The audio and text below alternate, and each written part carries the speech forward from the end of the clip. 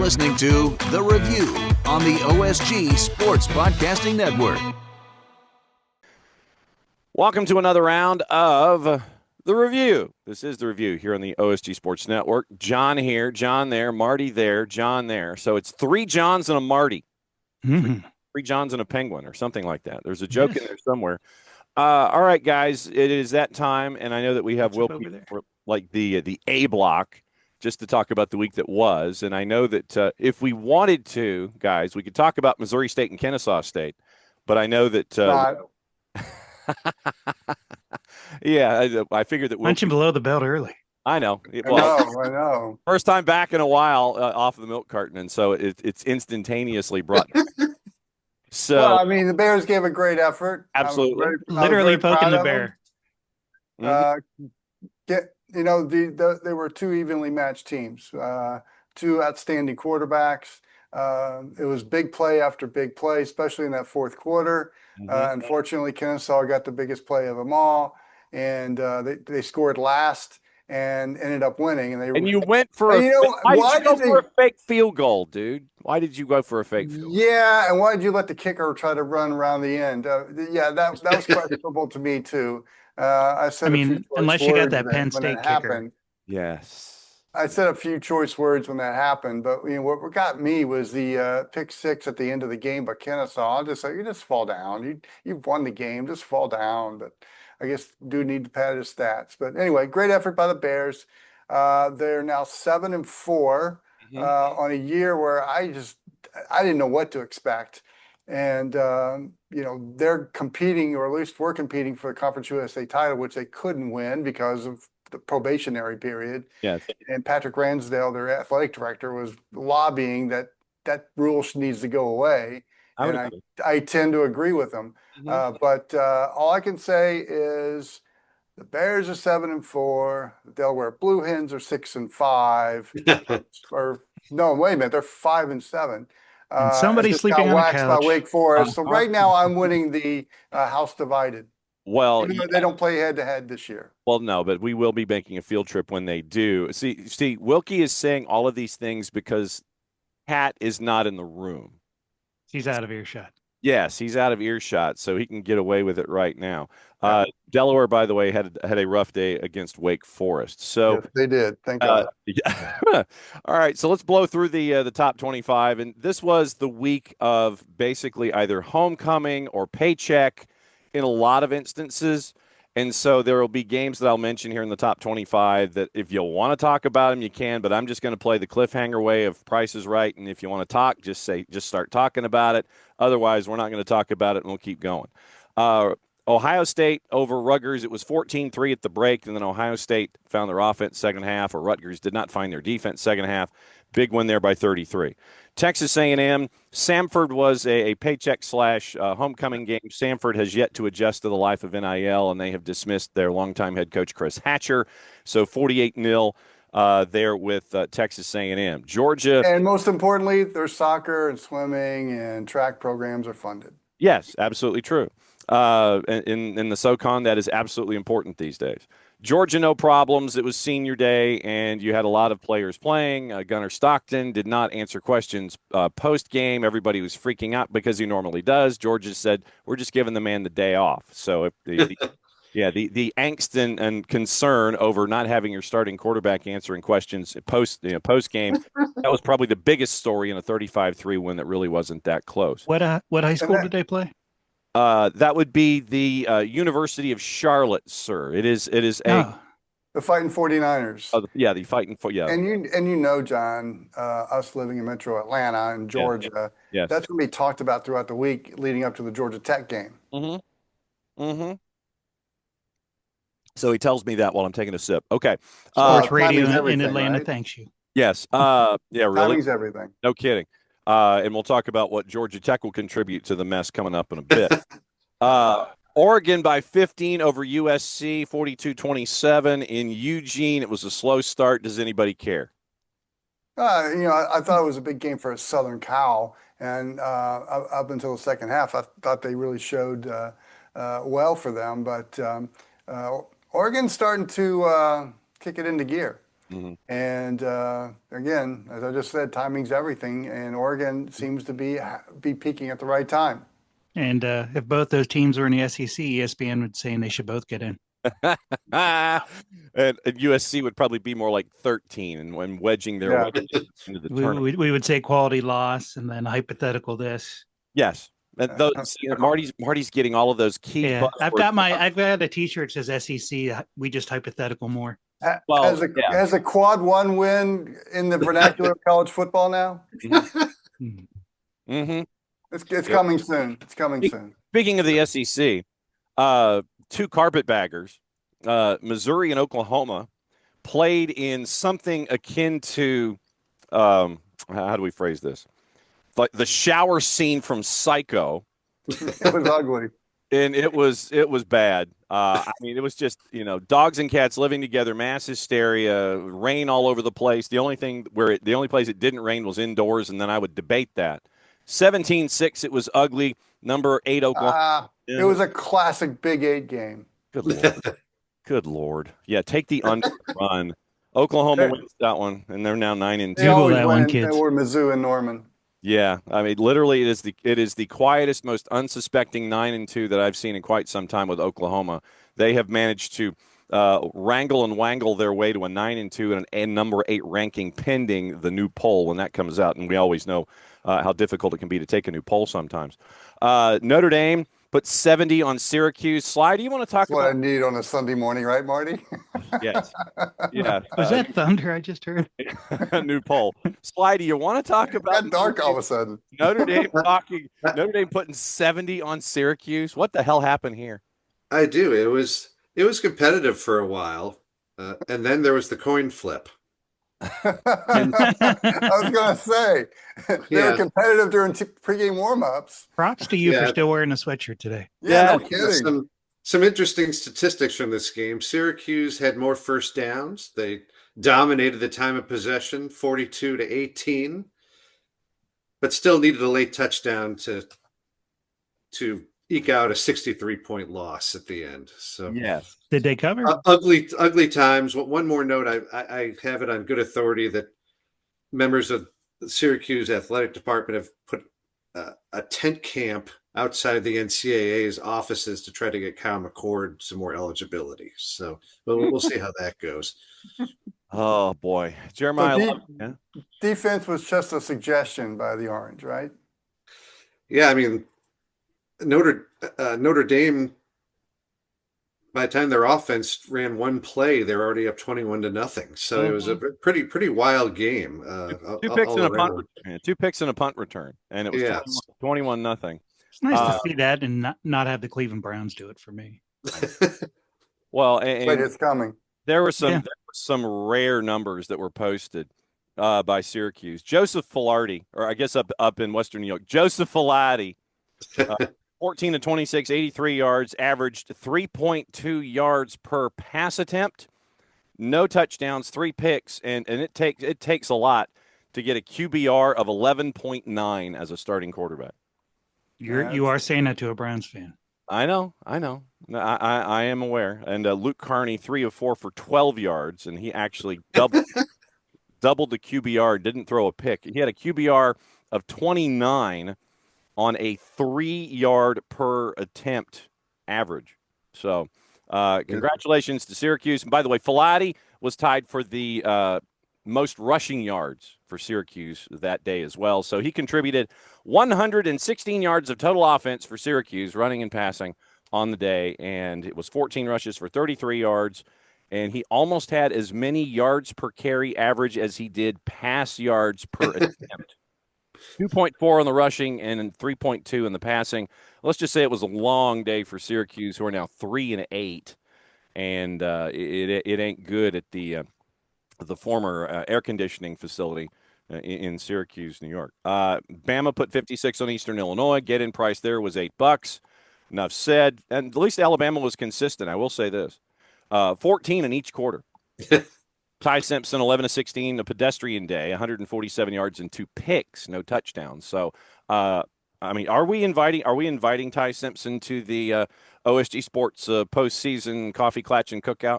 No, ESPN will force feed him into at least taking a trip. Okay. All right. So yeah, we're not going to do that. BYU and Cincinnati. BYU had to go on the road in the Big XII 18 and win at Cincinnati 26-14. So the number 11 team right now is 10-1.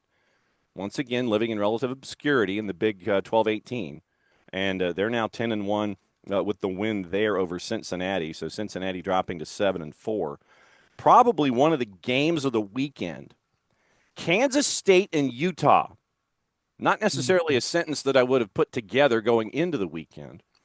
Utah ekes out a 51-47 win to survive Kansas State. Once again, these are sentences I didn't think I was going to be putting together here. Kansas State with the loss, 5-6. Utah with the win is now 9-2, 6-2 in the Big 12-18. And the craziness that was attached to this one, Kansas State had the lead 31-21 at the break. If that hadn't stunned folks enough. Yeah. Then you had Utah kind of trying to claw their way back in. You had a 25-point fourth quarter. A 25-point fourth quarter in this one. And you end up with Utah scoring the last 16 points of the game in the last, how many minutes are we talking here? It was, okay, so 7 minutes to go in regulation. Here's how this game ended up. So 7 minutes to go regulation, Kansas State scores to take a 12-point lead at 47-35. They line up for two, and they miss. But it was a defensive PAT conversion, so they screw up the two-point conversion. Utah takes it the other way, gets 2 points to close the margin to 10 with 7 minutes to go. 2:47 to go. They score on a 20-yard touchdown pass, 12 plays, 75 yards. It's 47-44. Then with 56 seconds to go, they score again on a 1-yard run by Devin Dampier. So they score the last 16 points of the game in the final 7 minutes to come from 12 points down to win by 4 in a game that had 98 points total. I know the Utes need some help in the Big 12 conference to qualify for the title game.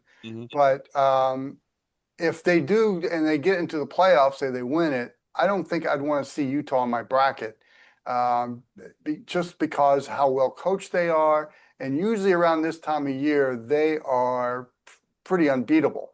But going along the Big 12 here, they've got a strong case of being a two-bid league. I don't think they will be. They are a two-big league, by the way, being 18 teams, but sure. But exactly. But I think they've got a strong argument to be a two-bid league into the playoff. And this is where, the NCAA tournament for men's basketball, the eye test is huge when you get into late February and March with the committee. I'm not so sure that is that case in the college football committee. And that's the reason that would be my argument for a two-bid league, two bids for the Big 12, because Texas Tech's exciting to watch.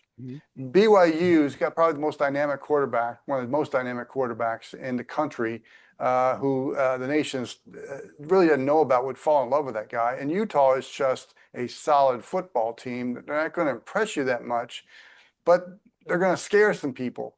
So they have an argument for that. And what I'd like to see is, does eye test matter with the college football committee when it comes to bids? No, it's a contract is all that matters. I mean, I agree.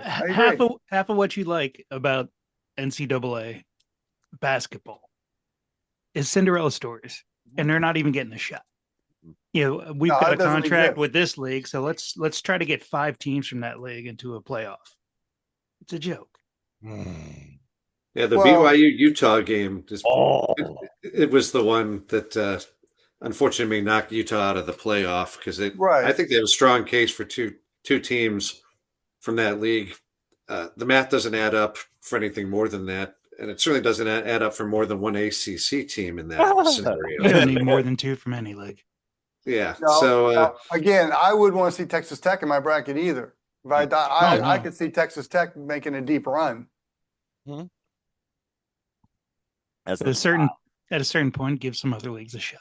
Oh no, we can't have that. No, we can't. We can't have market equity. We cannot have college football socialism, sir. We can't. Who has got the college football playoff TV contract? Oh, of course.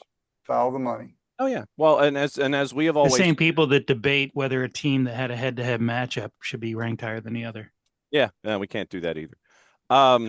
Let's see. So the Lowdown Dirty Cheaters at the University of Coral Gables doubled Virginia Tech. Virginia Tech now welcomes James Franklin to campus, and I think it was in front of hundreds of people at Castle Coliseum initially when that happened. And It's just funny considering he's probably still got some Penn State gear hanging oh, up absolutely. in his closet.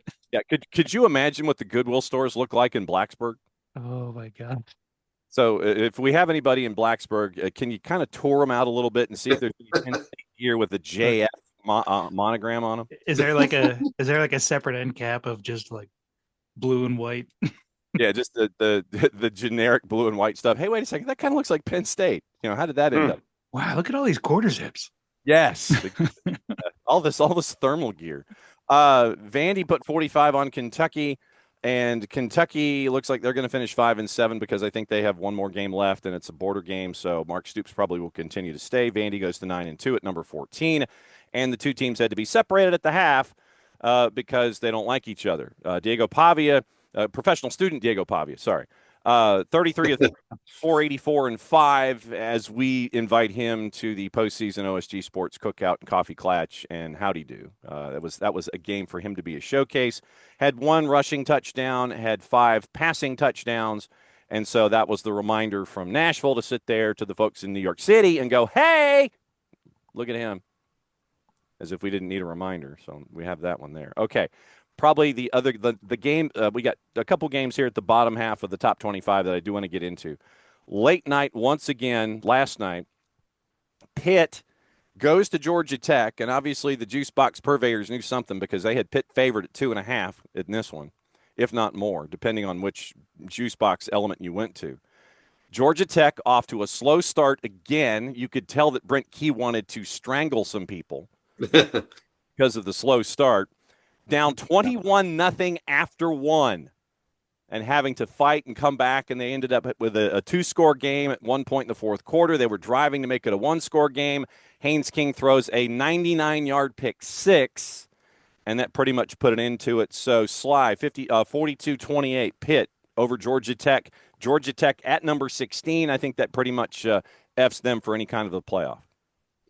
Yep, ACC looks like a one bid league. Pitt and Miami are playing next week, so that'll eliminate another one of them. And so it's working out exactly how they would want it to play out. The nebulous they. Yes, the collective they. Yeah. Pitt tried to do everything they could to give Georgia Tech a chance. Absolutely, they did. They absolutely did. The shame of it for Georgia Tech, obviously, they had such a great first 2 months, and now it's all come crashing down, and Lord knows what the game against Georgia is going to look like next week. But well, I mean, that's a rivalry game, and yeah, those type of games, you can just throw that stuff out the window. And of course, the 4-letter is going to want that game to mimic the game last year, which was a classic. So Georgia Tech can't help themselves anymore in the league. I really like this Pitt football team. I've always liked Pat Narduzzi. I think he's the perfect fit for Pitt, and they're just not sexy, but man, when they need some big plays, they get their big plays. And I've always thought that the weakness of Pitt has been they don't have the players in the trenches that'll get things done, and they're starting to address that issue. So right now in the ACC, I really like Pitt to be their representative in the college football playoff. Of course, they got to get by Miami first. Is that game being played in Miami? I hadn't had a chance to look to see where that game is being played. It's probably college football on a budget if it is, but yeah, sure. Because that's in Pitt, and we got some weather. Well, if you got to like the Panthers there. That's the thing, though, is Pitt could have a home field advantage in either one of those. Mm-hmm. And I never thought cheap ticket. It's cold Pitt. and it's at Pitt. I was gonna say, even if it was Miami, it's cheap ticket and the weather's better down there. You'd probably get a lot of people to go. Yep. Holiday week. Yeah. 3 words I never thought I would hear in the same sentence on this show. and they were uttered by Wilkie just a second ago. Pat Narduzzi and sexy. Hey, I he's never a tough blue-collar guy from Youngstown, Yeah. Ohio. Give that man some credit. Yes, he is. Yes, he is. Cradle Pretty coaches. amazing. They went with Yeah. a freshman quarterback in the middle of the year, and they've taken off ever since. Yeah. And pretty great stuff. Marty, let's lead off this game with your conversation. Texas and Arkansas. Texas put 52. It took a while. It took a while because Arkansas, it was 21-20 at one point. And then you turn around and you're watching other games, and it ends up 52-37. So the over was the play, obviously, at DKR, which was kind of shocking. So Texas is now 8-3. Arkansas is now 2-9. And Robert Petrino Esquire, I believe, has lost 4 of 6 by less than one score. This is not one of those, obviously. But the Manning quarterback actually caught a touchdown pass. That was the earth rumbling that we heard from the Midwest. Isn't that cute? Yeah, Caught one, threw for a few, and ran for a few. the first Manning ever to catch a touchdown pass was Arch. Whoop-de-doo. Basically, yes. I really think Arkansas was worried that if they beat Texas, that they might get stuck with that interim coach, and they laid down. But I cede the floor to the man that has a 2 foot wide Yes. logo over Yeah. his shoulder. Yeah, That's not a graphic. That's actually on his wall. yes. Yeah, well, I discussed that with a buddy of mine back in Fayetteville. That very mention that if Arkansas beat Texas, Trino stays. But The earth would open up in Austin, and you would see. I have black been told by some well-placed sources that some kind of decision is going to be made on Arkansas's job this coming week. We'll see. Matt Campbell's name has been mentioned.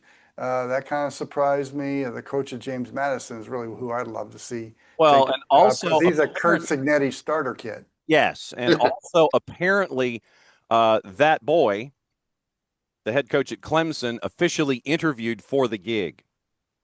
Yes, he did. I think for some fans, the Chad Morris nightmare comes back because of his association with Dabo. And going along those lines, I think he's looking for a fresh start. Yeah. I've heard his name connected to Florida. Now I've seen Arkansas. I'll tell you, Arkansas is disappointed they didn't get James Franklin. At least a certain number of boosters are upset about that. But you got a great divide there between the Central Arkansas boosters and the Northwest Arkansas boosters about who they want and who they want leading the program. There's a sizable amount that want Bobby P to stay as the head coach. I just don't see that happening. But I think some kind of decision is going to be made this week, and I have no clue. But if I was Hunter Yurachek, I would be taking a strong look at the coach at James Madison, whose name escapes me right now. I know Gus Malzahn was interviewed last week too, and I'm not sure how I feel about that. Well, I can tell you how the boss feels about it, but I don't know if we could put that in the show without getting bleeped. Michigan doubled Maryland basically 45-20. Maryland's going to be looking for a new head coach in the offseason as well. So number 18 continues to roll. Tennessee and Florida under some circumstances in years past and decades past, this would be much must-see television. I would have said go must-see something else. It was 31-11. Also would have been on CBS. Yes. Yeah. And, it would have also been, absolutely true. Da, da, da, da. I know, and that's the thing. So, Bob Chesney, I believe, is the name that you were looking for. Bob Chesney, thank you. Yes. So, look at it this way: 2 of the 3 teams that are Power 4 teams in the state of Florida scored 11 points this past Combined or a piece? apiece. No. Okay. Wow. Mhm. Well, we see the fortunes of college football in the Sunshine State right now. Yes. You know, if they only had some talent down there. At the It's at the No University of. kidding. I mean, what? It's at the University of West Florida in Division II with our buddy Caleb Nobles. That's the future, is where it is. Ranked number 3 in Division II, I believe. So that's your future. But you know what? As an FSU guy, you got to be tickled pink that the school in Gainesville right now is struggling just as hard, if not harder. Well, yeah, Harder and the University of South Georgia Gainesville campus. Yeah, that's always. But the fact that we in the collective the Florida State alumni base, are sharing the same kind of struggles. It's like, well, they suck, but we suck too, and so it's like variances of suck is where we are right I now. know the feeling. And so and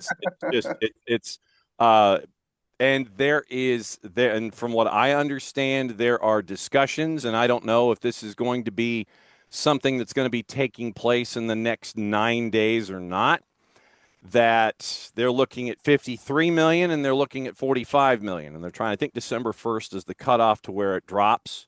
So they're trying to figure out if they can afford it, and we'll see. Which I don't think they can. No, I don't think they can either. And that's then who's going to be left at that point?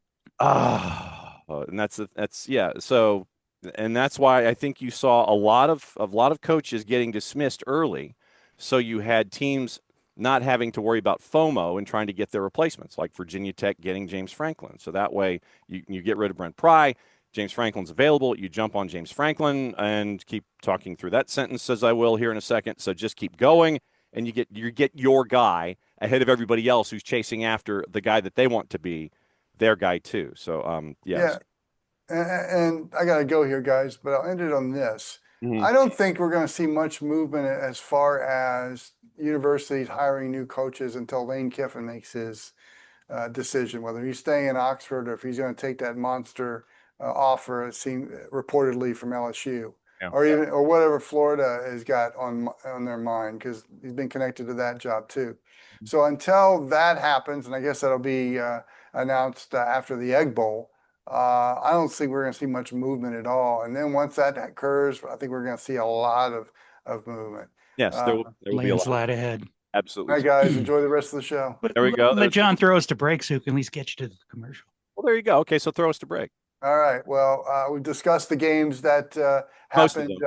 Most of them. A couple other thoughts of what happened last week and what's going to happen next week as rivalry week is upon us in college football. Yes, there's still some rivalries out there. The fellows will talk more about that when we come back. So the review will return after this timeout. Please like and subscribe.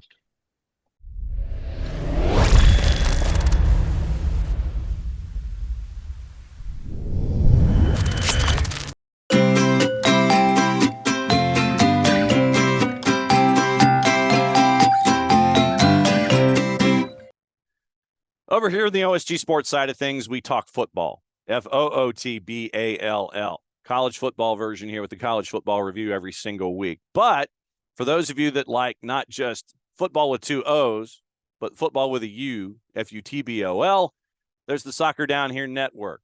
I'm John Nelson. I host the morning show on Soccer Down Here along with Jarrett Smith, Nick Alifi, Jason Longshore.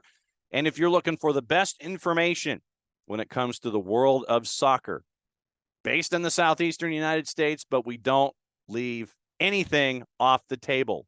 9:05 Eastern time until 11 whenever. Sometimes we go for a while.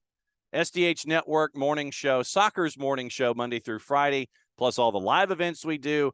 It is your place and your source for soccer that is based in the Southeast, but covers everything on the world. SoccerDownHere.net, the Soccer Down Here app, available iOS and Android through our friends at Spreaker. That's like speaker with an R in the middle. Spreaker, do a search for OSG Sports. Do a search for Soccer Down Here. All the soccer content all in one place. It is the SDH Network and Soccer Down Here.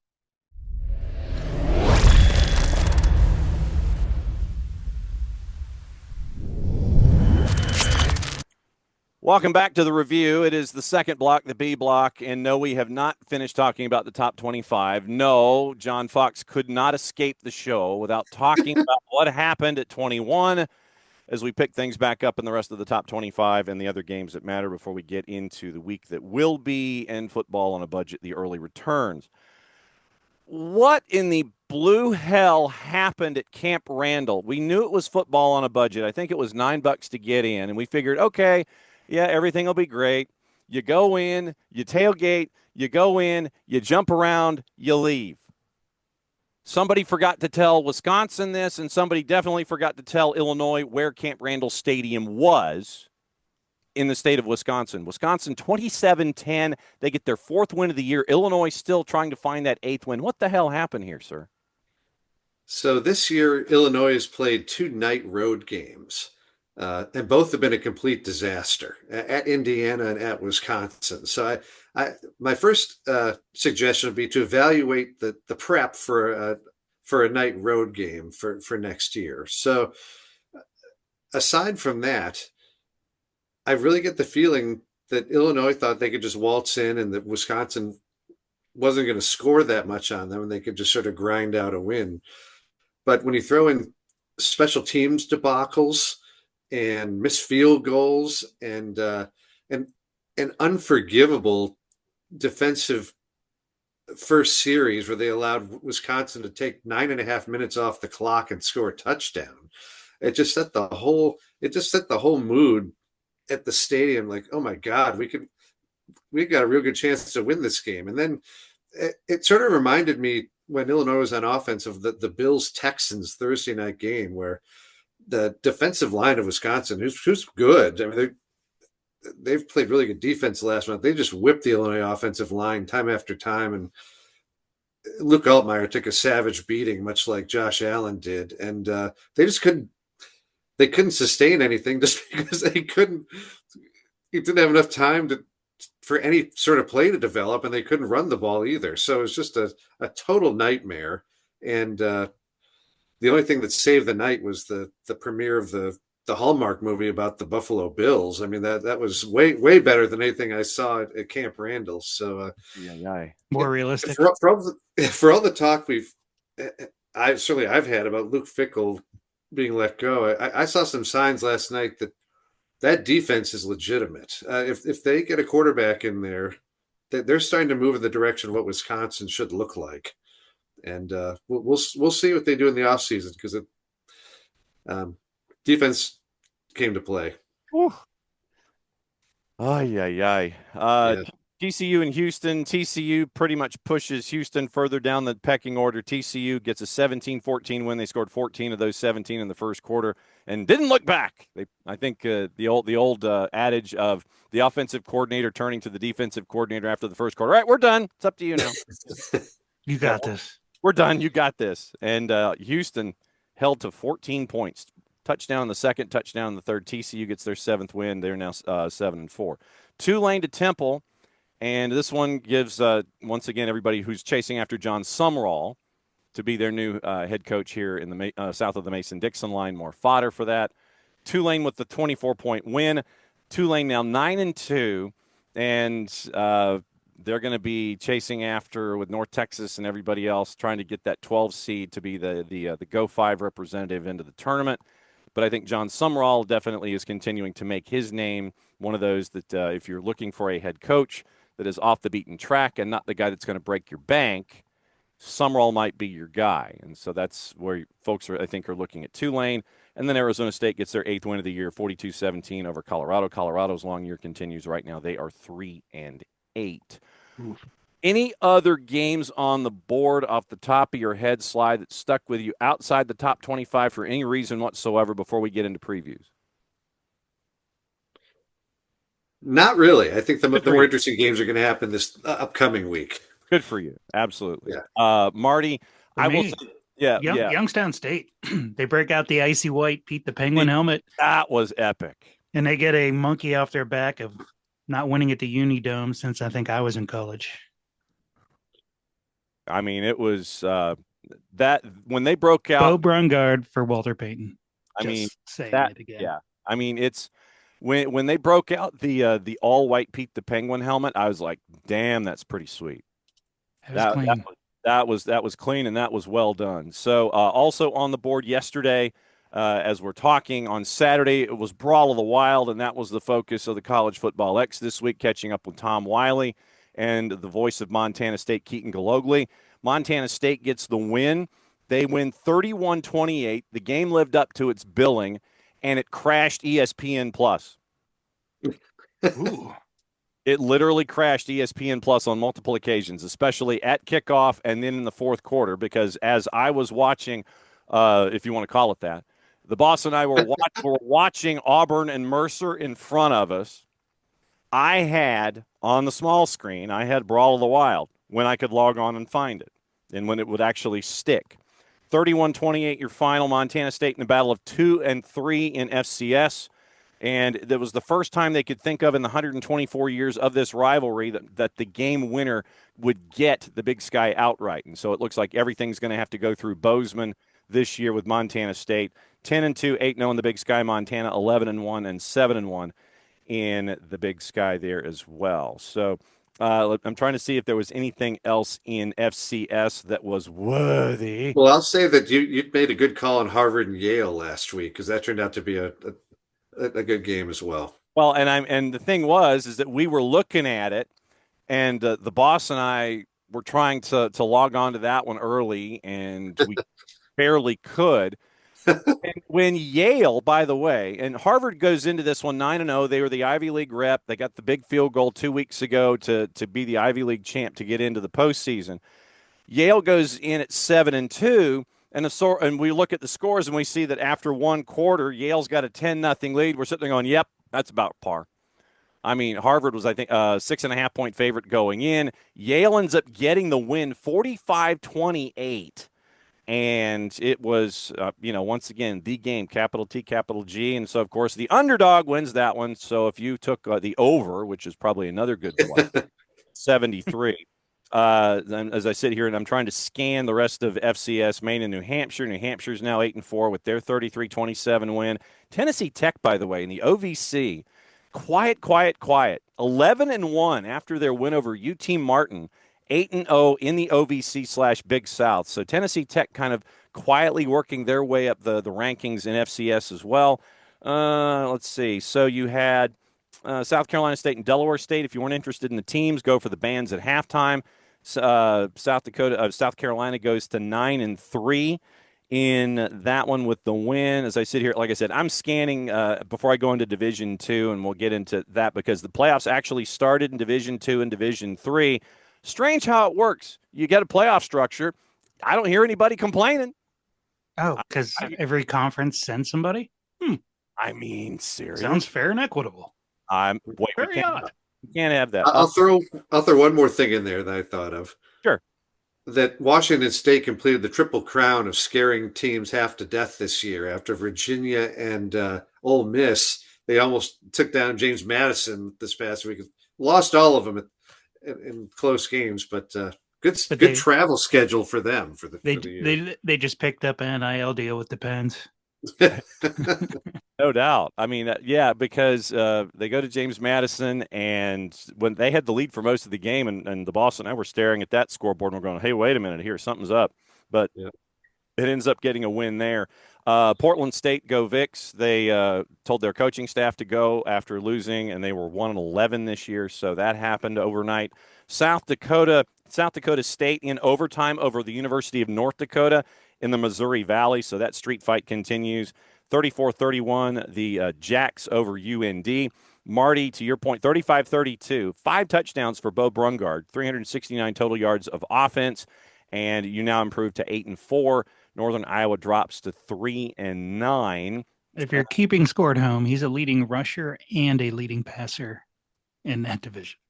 So is that all? He's not the leading, but he is ranked in each. He's a lead. Yeah, nobody else is doing both. And Tarleton State, by the way, we caught up with Tarleton State on the midweek show earlier this year. Tarleton State continues their big run in the UAC. 45-44 overtime win at home against Austin Peay. Fly is open. Let's go Peay. So they're now 11-1, 7-1, top 5. And Austin Peay is 7-5, 4-4. Division II had their playoffs and their bracket. I mean, anybody that filled out a Division II bracket had it blown up after the first. Because, and I'm serious, because if you look at all of the teams that are ranked in the brackets themselves, you had, I think, one quadrant in the 16 that was chalk, and it was the Ferris State quadrant, of course. Ferris State, number 1 team, puts up a number 65-14.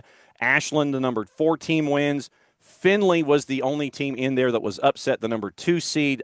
losing to Minnesota State. No word on whether Craig T. Nelson or Bill Fagerbacke was involved in Minnesota State winning that one.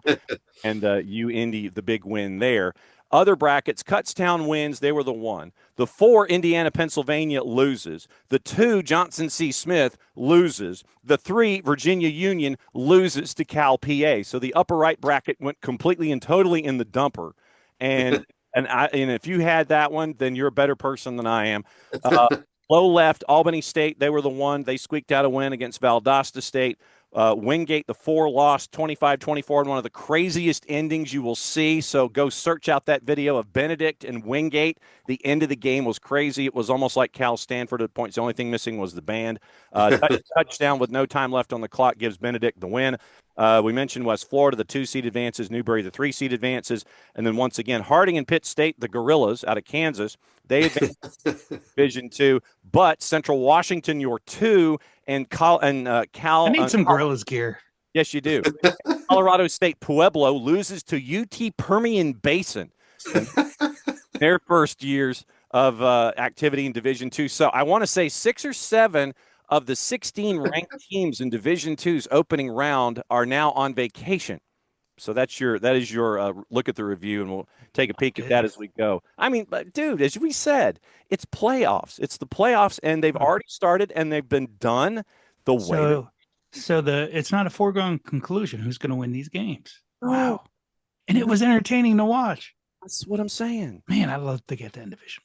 I mean, see? Okay, so now this is going to be the combo here with games to watch and football on a budget, as we do, since we're kind of looking into the week that will be. Because remember, Thursday is the day for the professionals, with the exception of one game, and it's going to be in Memphis, and it's like beer and a brat. The one college game on Thursday, Navy at Memphis. Navy needs this one after the season that they've had. And Army had a big loss to Tulsa at home on the weekend too about bowl eligibility. Let's see, $10. Football on a budget, Tuesday, Bowling Green at UMass, 4:30 Tuesday afternoon. That's what UMass has to do to get on television on a holiday week. So you're not doing anything at work this week, so why not? Yeah. So basically, $10 at Warren McGurk Alumni Stadium in Amherst. No line currently posted for Bowling Green and UMass. Get in price $10 at 4:30 Tuesday afternoon. So literally, it's like the kids get out of the kids are out of high school, elementary school in Amherst, Mass. What do you want to do? Well, there's a football game going on over at UMass. You see all these yellow hounds just work their way onto campus. Instead of dropping kids off at home in their subdivisions, they just kind of drop them off right there at McGurk. I would not advise this for the high school students, but for people who are older, you could hit one of the dispensaries on the way to the UMass game, and then that might make it a little more palatable when you're attending that game. Yeah, absolutely true.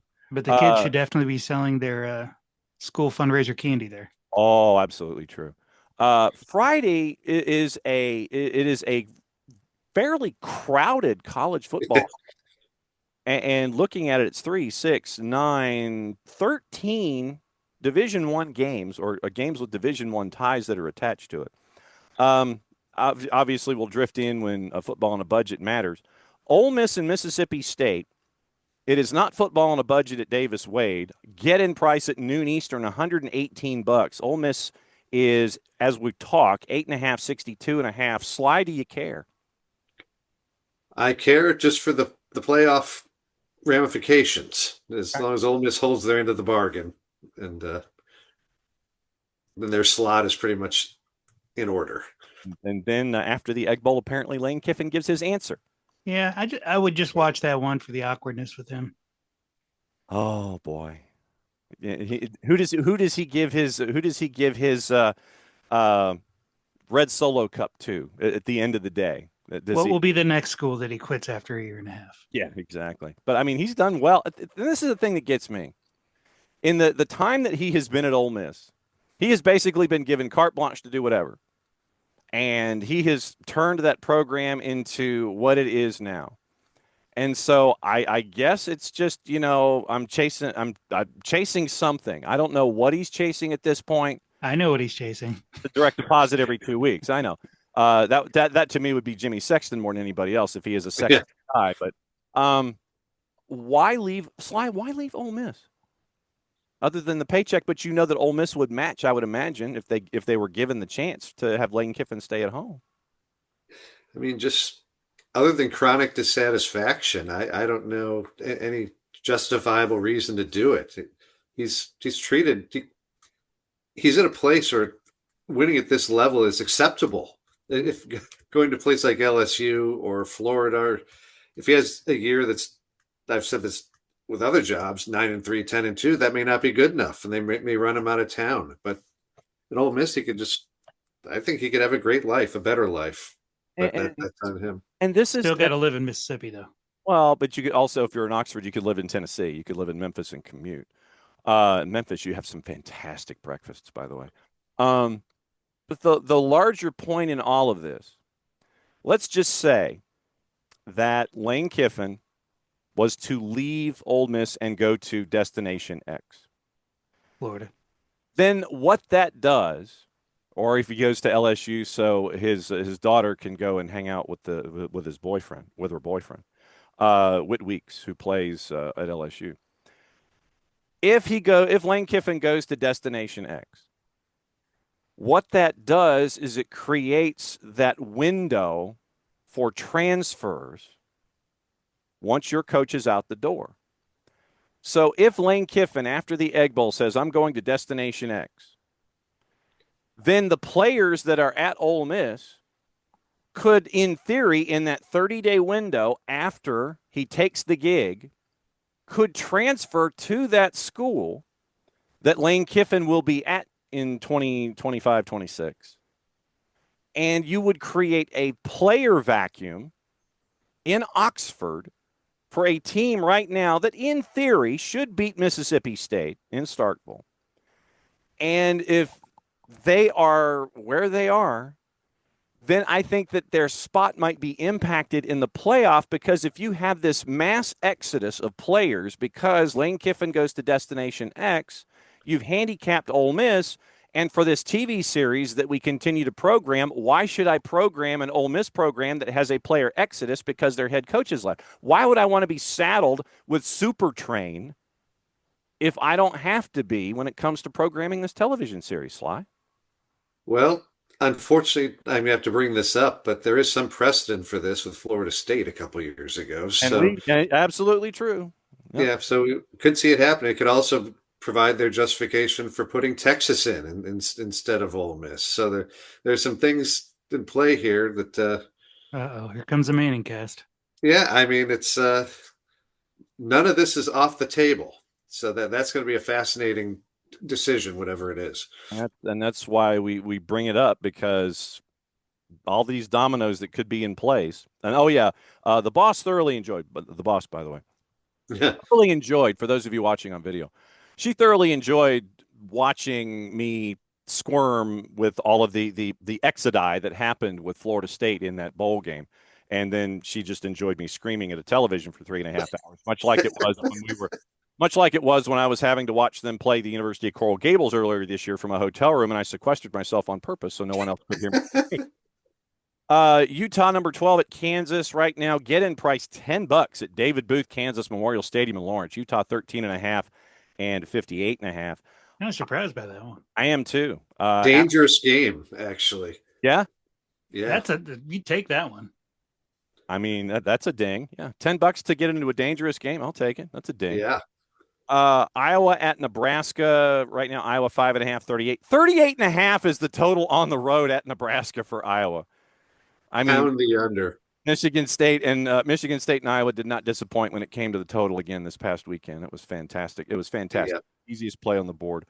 Ohio and Buffalo and Kent and Northern Illinois, both action at noon Eastern. It's kind of out of the football on a budget range. It's maybe beer and a brat. $13 get-in at both UB Stadium in Buffalo and Husky Stadium in DeKalb, Illinois. It is DeKalb. So I'll buy that combo. Okay, $26, 2 games. You're going to be at 2 places at once. You're going to do the whole. Beer and a brat is served at both of those, I believe. Saying. Air Force and Colorado State get-in price is $20 at Canvas Stadium in Fort Collins. Air Force is favored 3.5, 48.5, which basically means juice box purveyors like, it's even. Georgia and Georgia Tech. It is not football on a budget, Sly, but I'm bringing it up anyway. Get in price at Mercedes-Benz, $215. Georgia favored 13.5, 59.5 as we're talking. What say you, comma, sir, question mark. To me, the main question is whether Georgia Tech is dispirited after this past week. If so, they're in for a rough afternoon. But if they feel like this is a game where they could just salvage their season, then we might have a situation like last year's Epic. But Georgia looks like they're they're cruising just how they want to go right now, and it's hard to imagine them losing this game. Mm-hmm. Anything can happen in a rivalry. That's true. Four at 16, get in price at $215. Marty, just because it is in your bailiwick, Friday afternoon, 3:30.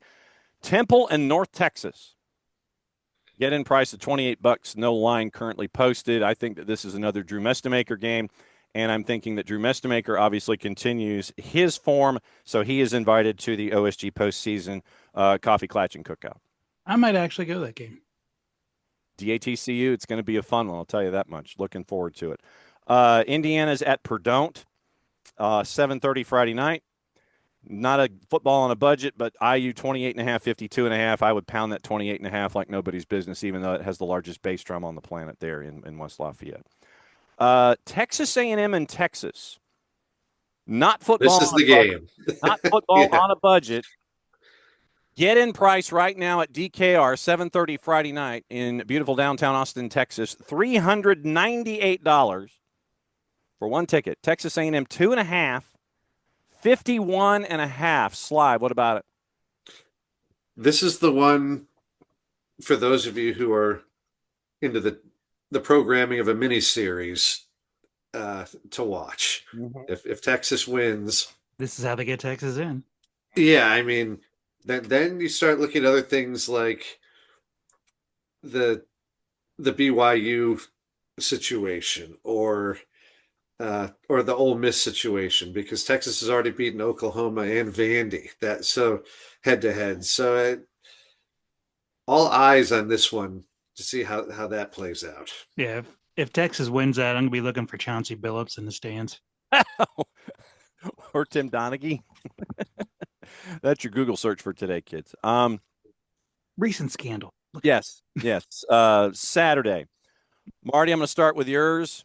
Noon Eastern on Big FOX in Ann Arbor. Get in price $296. So it's not football on a budget. Not at all. Ohio State 11.5, 44.5 against T-Sun, otherwise known as I don't know if we can say it. Can we say it, mixed company? Can we use? Well, Can we? if you want to, I don't care. Say the M word on this show. That's why I said T-Sun, the school up north. Ohio State. Ohio State ranked number 1, Michigan ranked number 18 before the polls change going into this week. What say you, Marty? I mean, I'm a homer, so what I think who's going to win. Mm. But if I'm a betting man, I would probably put money on another fight in the tunnel. Oh, okay. So we check that prop bet. Yes, check the prop bet, because there's only one college that consistently has fights in the tunnel because they don't know how to build a stadium or manage game days. And, even though there's one team that's the common denominator with those fights happening, they're never at fault. I believe, was it last year or the year before, they had 4? So almost half their home games had a fight in the tunnel. Yeah, and I'm also trying to remember the last time that someone tried to plant a flag in that rivalry too in turf. Yes, in turf, which doesn't really sit well because there's nothing to sit there and anchor the thing in there. So really the smartest play on the board. But they are the Harvard of the Big Ten, as they like to tell everyone. The Harvard of the B1G. They're going to go park the car in Ann Arbor. I just want karma to come smack them. Mm-hmm. Go to Zingerman's and call it a day. I do like what Ohio State has done the past couple of weeks with sitting their 2 receivers, making sure they're healthy, and then they've been giving them some weird looks the last 2 weeks with switching quarterbacks up and breaking a whole lot of tendencies. Mm-hmm. Give them a little bit to study. Okay. I'm of course I'm going to like Ohio State for this game, but Are you going to go? Are you going to go north of the 11.5? it's a rivalry. Nobody knows what's going to happen. Okay. I would like to see a blowout. I like Sly. I like north of 44.5. I don't know about the 11.5 though. Yeah, I mean, Such a Ohio big State's number been that stingy. Yeah, it's such a big number that I would tend to take Ohio State and lay the points. Okay. Yeah. Also, let's see. We talked about the low-down dirty cheaters at the University of Coral Gables going to Pitt. UK is at Louisville. Louisville's a 4.5-point favorite. Clemson and South Carolina. South Carolina is a 2.5-point favorite at the fairgrounds. Noon kick against Clemson. That to me is intriguing. Yeah. Let's see. I like Carolina. Yeah, I mean 2.5, and Shane Beamer is kind of like Dave Doran, where there's always the thought where, oh, I don't know if we're going to keep him. I don't know. Then you get that win, capital T, capital W, that keeps you. So I think that if Shane gets the win against Clemson, I think that they And then look away. Clemson's favorite referee is also no longer in the sport. 28.5. That's true.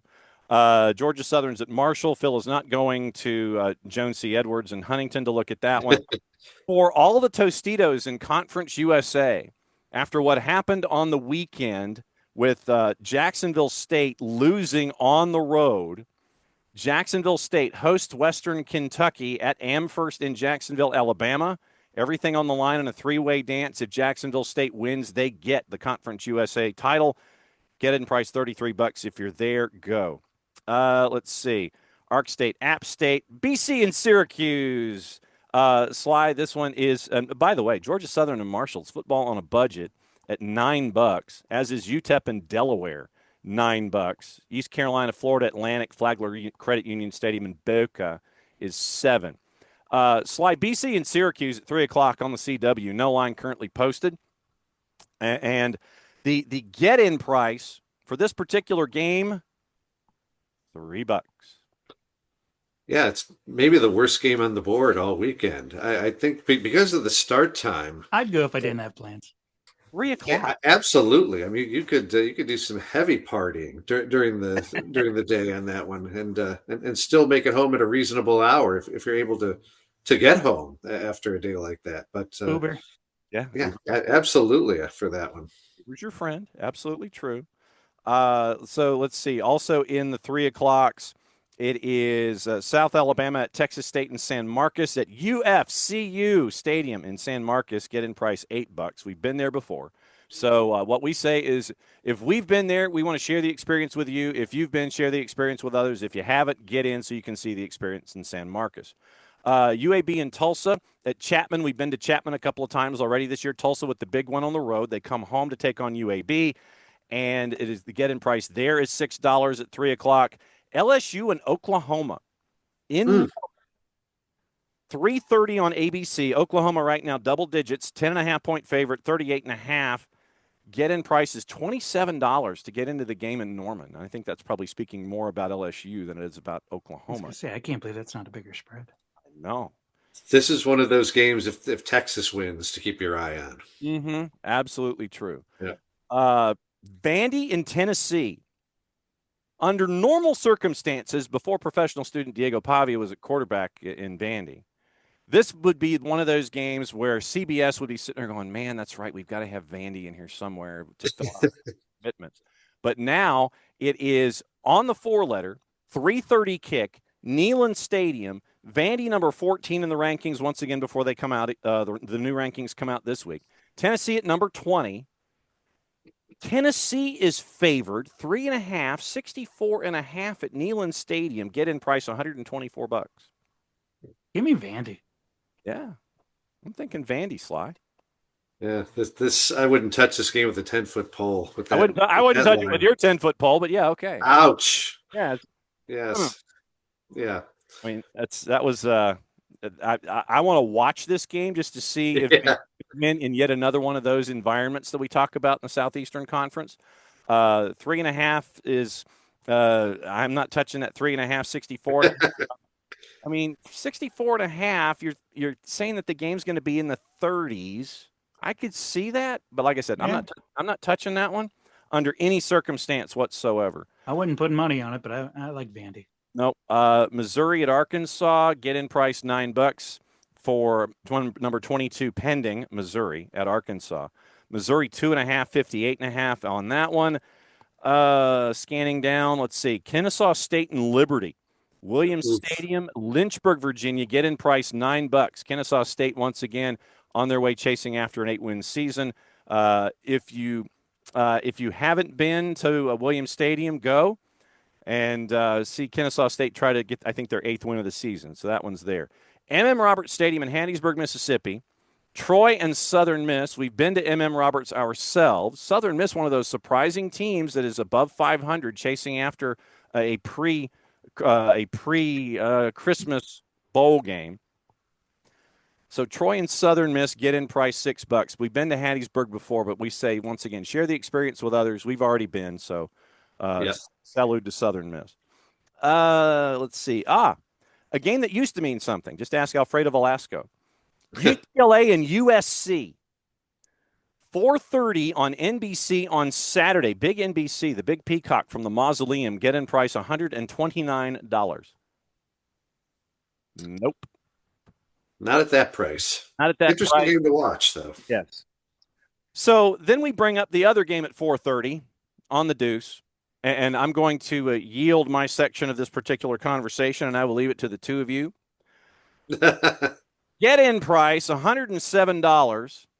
Why? I have no idea. At the Swamp, Florida State, and the Lowdown Dirty Cheaters, University of South Georgia, Gainesville campus. I yield the floor, gentlemen. What are you going to say about it? Because if I did, Marty would have to bleep the entire show. I think they should put some higher stakes on it, like maybe the winner gets first choice of their next coach. Yeah, that to me that would make it watchable for me. Otherwise, there's only one game going on this week. Mm-hmm. Yeah, will Florida have a new coach by the time that game is played?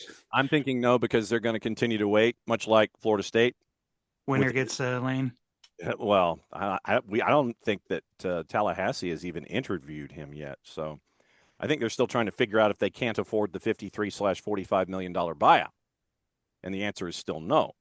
So yeah, but they won't have to buy Lane out. He'll just skip a job somewhere else. we got to buy Norvell out first and foremost. Virginia Tech and Virginia is also on the board. Not at football on a budget. Scott Stadium get in price $157. And then the Iron Bowl. Jordan Hare, Alabama, 4.5-point favorite. 48.5 is the total. Patty's Fathead's eyes just got red. Oh, he's shooting lasers. I mean, it's number 10 Alabama at Auburn. Auburn, not good. And the matchup this past weekend against Mercer, I'm sure to a certain degree, reinforced the notion. I'm sure there are circles that will sit there and go, hey, DJ Durkin, new head coach. The game was tied at 14, and it was almost tied at 21. And I'm certain that when Auburn started distancing themselves in this game this past Saturday, the folks at Mercer, they got bigger fish to fry. They're in the 1AA playoffs. They got stuff that they got to think about. I think they dialed it back and tried to just get out and make sure that everybody was healthy. She is not optimistic about this one at all. Period. She is not optimistic. There have been circles that have said that Kalen DeBoer has done less with more. Sounds like a bumper sticker in Central Alabama at this point.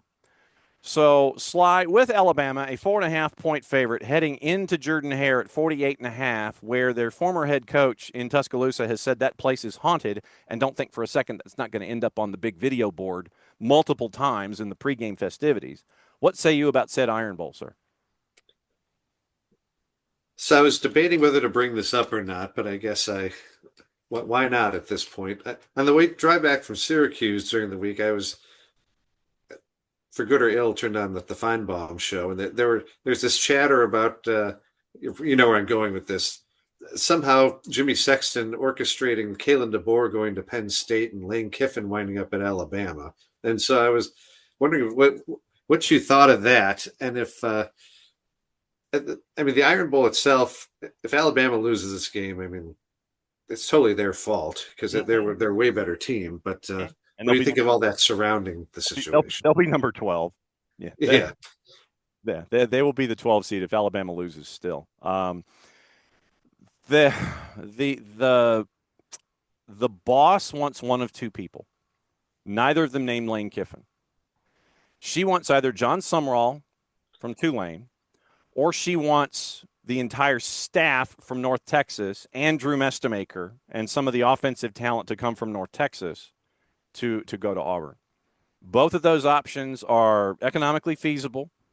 And as you're dealing with your buyout with Hugh Freeze and his staff, and we are trying to figure out where to best put these souvenir sodas that have the freeze warning cups painting on the side. So she wants either John Sumrall or Eric Morris. The entirety of the North Texas staff and the quarterback and the running back. She wants continuity. She wants skill position players.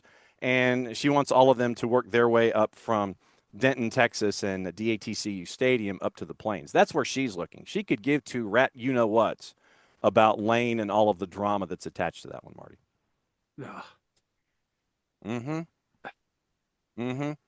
But, yeah, she's a big fan of what's going on at North Texas. Kelly's still out there, right? My family. Yeah. I just want to know what accent he's going to fake next. Oh, absolutely true.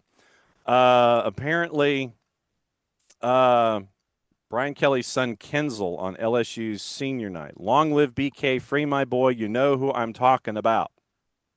So apparently that was on a T-shirt that was on Kenzel Kelly underneath his jersey on senior night in Red Stick. So. Continuing to make impacts as only the Kelly family can. Northwestern and Illinois, Sly, your 6.5-point favorite, 47.5. Get in price at Memorial Stadium in Champaign. $6.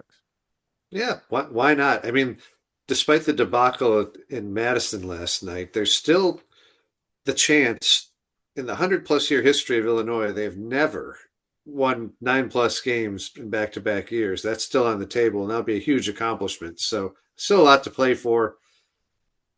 I mean, I have no love for Northwestern, but much like your feeling. because you play at Wrigley Field. Yeah. But, yeah, that's definitely worth the $6. Mm-hmm. And then maybe the end of a day, maybe the beginning of a day, the last FBS football on a budget game.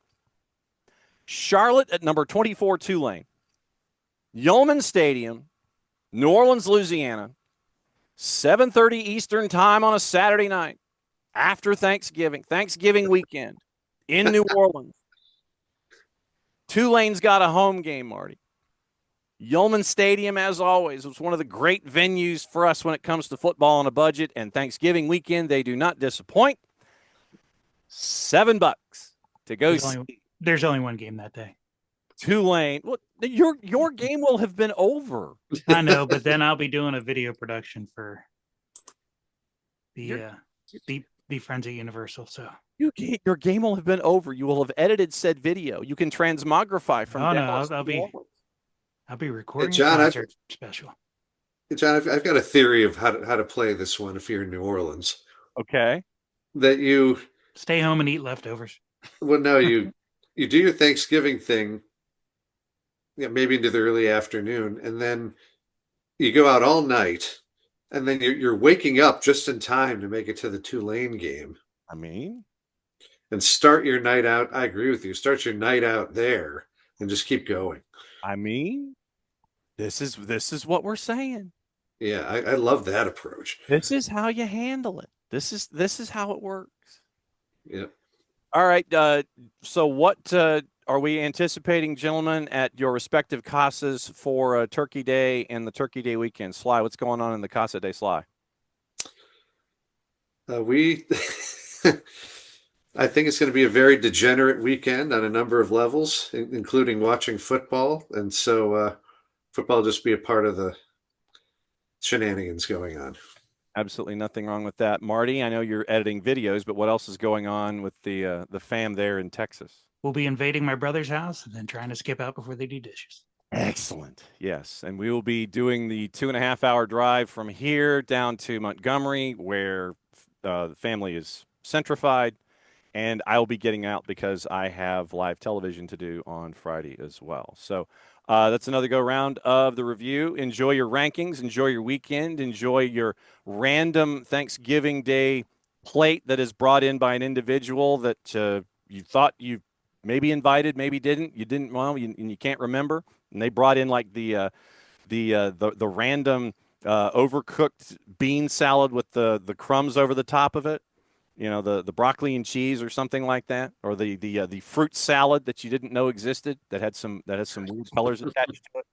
Just be safe, everybody. Have fun this weekend. It's a rivalry weekend. It's a playoff weekend in other divisions. Strange how playoffs work. So they already got started, and they know what's going on. So for Phil, who's on the road after a big loss by Georgia Southern, he's still licking spoons. For Wilkie, who is trying to figure out if Missouri State can work their way into the bowl schedule. And please, someone take the paddles to the Bahamas Bowl. Can someone please take the paddles to the Bahamas Bowl? Find a sponsor. It is mandatory that this game continue to be what it is when it comes to bowl season. For Sly, for Marty, I'm just John. Thanks for dropping by for another go round of the review. Pay attention to everything that we do on all of our social medias at OSG Sports. For everybody here, to all of you there, thanks for dropping by for another go round of the review. Play it safe, everybody. Enjoy your games. Please like and subscribe. Beat Blue.